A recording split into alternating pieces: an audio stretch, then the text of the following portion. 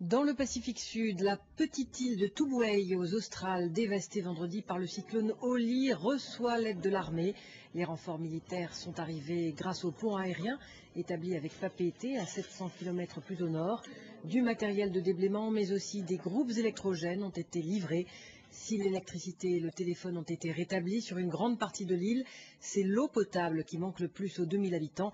Ceux de la côte nord et nord-est sont particulièrement sinistrés. On est loin d'une simple escale, ces 26 hommes d'équipage sont en mission humanitaire. Peu importe s'ils sont débarqués avec 4 heures de retard, des containers sortent ces premiers engins de reconstruction et surtout de quoi parer au plus pressé. De l'eau, des vivres, des boîtes de conserve, il y a pas mal, il y a du congelé. On a 2 conteneurs de 20 pieds bien remplis de congelé. Et ce n'est pas un hasard si ces 2650 bouteilles d'eau sont étroitement surveillées par les gendarmes.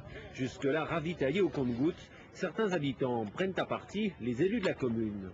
On a reçu l'eau pour se laver, que la mairie a distribuée avec les pompiers, mais on n'a jamais vu l'eau en bouteille. Ici, c'est un arbre qui s'est abattu sur la cuisine. 72 heures après le cyclone, le propriétaire n'a encore reçu aucune aide. Comme lui, des dizaines de riverains attendent les services techniques sur le bord de la route. Vous voyez le cas de la maison.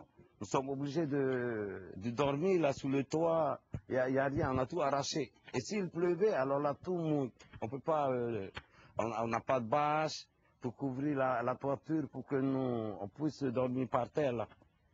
Problème de coordination entre territoire et municipalité. Les livraisons en tout cas se sont accélérées dans les 3 quartiers les plus touchés.